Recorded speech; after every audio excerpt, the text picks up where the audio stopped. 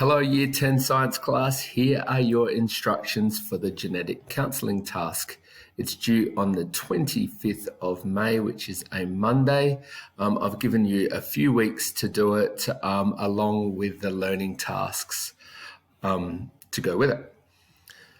I'll be assessing you on your ability to explain the processes that underpin heredity.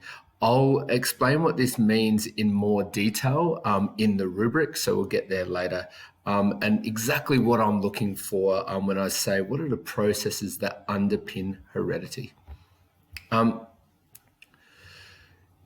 Your task is to be a genetic counsellor.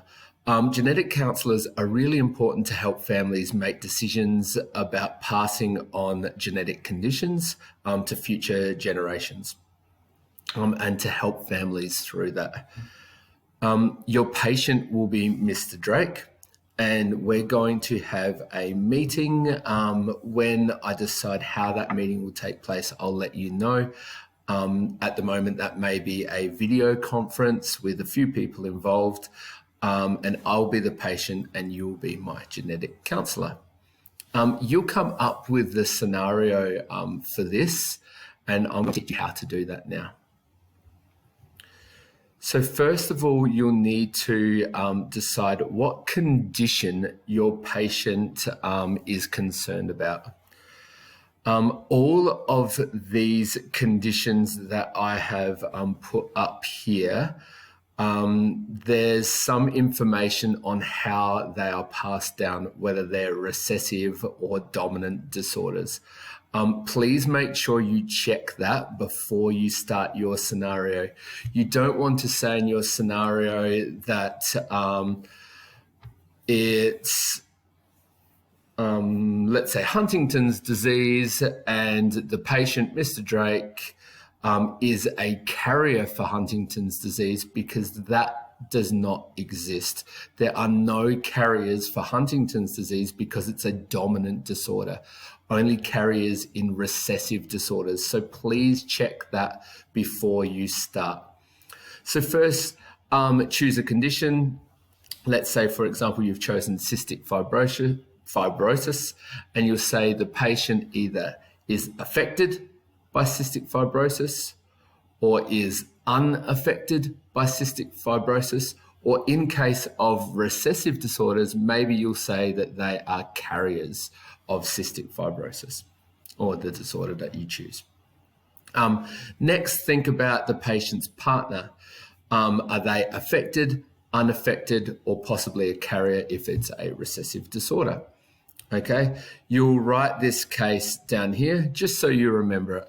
So the case I've created is the patient is a carrier for cystic fibrosis and his partner is also a carrier for cystic fibrosis. Okay. From there are a few things that you need to include in your meeting. What the genetic disorder is and how it affects the patient. Information regarding the mutation. Is it a point mutation? Is it substitution? Is it deletion? Is it repetition? That might be difficult information to find. If you're having trouble with that, please ask and I will try to help. What are the chances of that gene being passed on to the next generation? You might be able to find out the percentage chance, 50, 25, 75, through doing Punnett squares. I've made a video before on how to do a Punnett square. And by family charts as well, you can show me this is the percentage chance. You might also want to have other supporting diagrams of showing me where the gene is, what chromosome it's found, information like that as well. You're going to be assessed using the rubric below.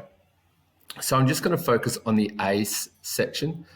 You're going to accurately explain what the genetic disorder is and its phenotype. Phenotype is its physical traits. You're going to determine whether it's a recessive or dominant disorder and explain what that means. You explain what combination of alleles the couple has. For example, if they are carriers, maybe they have the dominant and recessive gene, or if it's a recessive disorder and they have the condition, maybe they have recessive. All right, so talk about the combinations. You'll also accurately explain what a gene is and what a mutation is.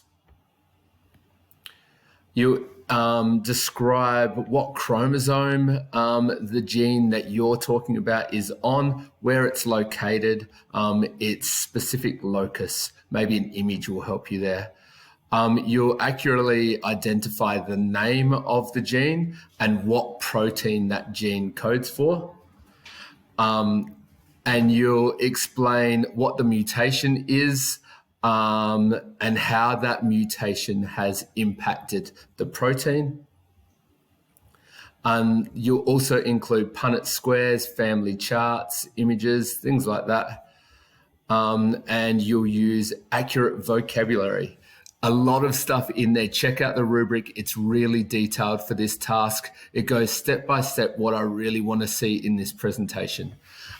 Good luck with the research here. I'm always there to help. I hope you find something interesting in this. Have a good one. See ya.